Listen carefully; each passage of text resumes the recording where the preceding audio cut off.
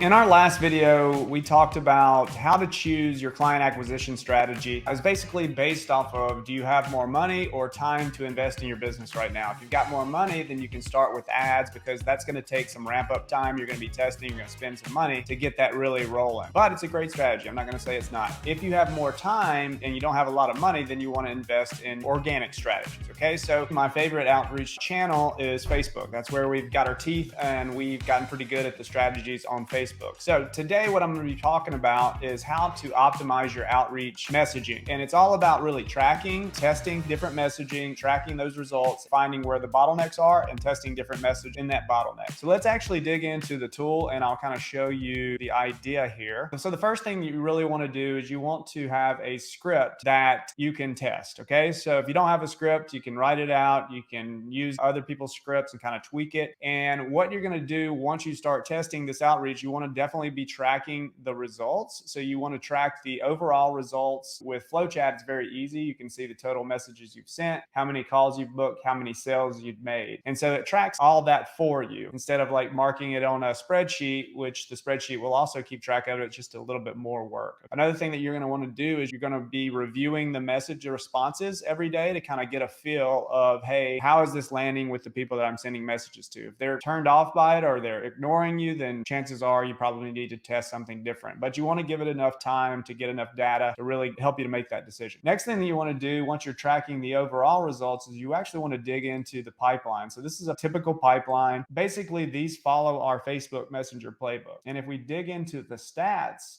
in Flowchat, you can actually see all of these numbers are kind of calculated for us. So we can go through here, we can kind of review the different stages of our pipeline and see how this is performing. So the metric that I'm looking for, this is our cold prospect to inviting to group pipelines. It's doing pretty good. And then you can kind of see if there's any bottlenecks. This one's actually performing pretty well. I want to show you an example of a client. So one of the things that we do when you get an appointment setter from us is we review your stats every week, just like we do our own stats. And then if we spot a problem, we're actually dig into the actual pipeline and get a little bit more granular with our analysis to see if we can spot where bottlenecks are. So this is an example of a client that had a drop off in their appointment. So we were wondering what happened. So what we did is we just kind of scrolled through here and you can see the percentages here. This is a friend request accepted. That's actually pretty good. People responding to your initial message, 25% and up's pretty decent. And then you can see, bam,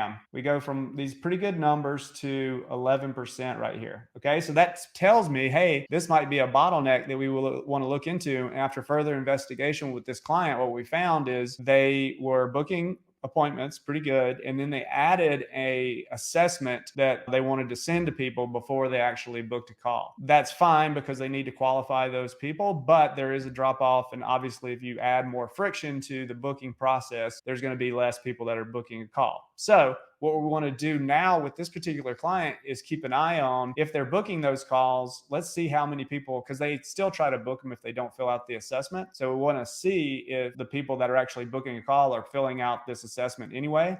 If they're not, then let's go ahead and just book the call and then try to send them the assessment after it. So that's kind of analysis we would do when we, first of all, we're looking at the overall stats on week by week. And then if we see a drop off in something, then we can actually investigate deeper in one of these pipelines and then figure out where the bottleneck is. And then we can talk to the client about what's going on there and then figure out a way to fix the bottleneck. So that is basically how we're using Flowchat to really optimize our outreach process. If you guys have any questions, drop your questions below. And when I see them, I'll actually come in and answer them. If you want to get our Facebook playbook pipelines, then drop Flowchat in the comments below. And then if you have any questions, drop those below as well. Thanks for joining, and we'll see you next time.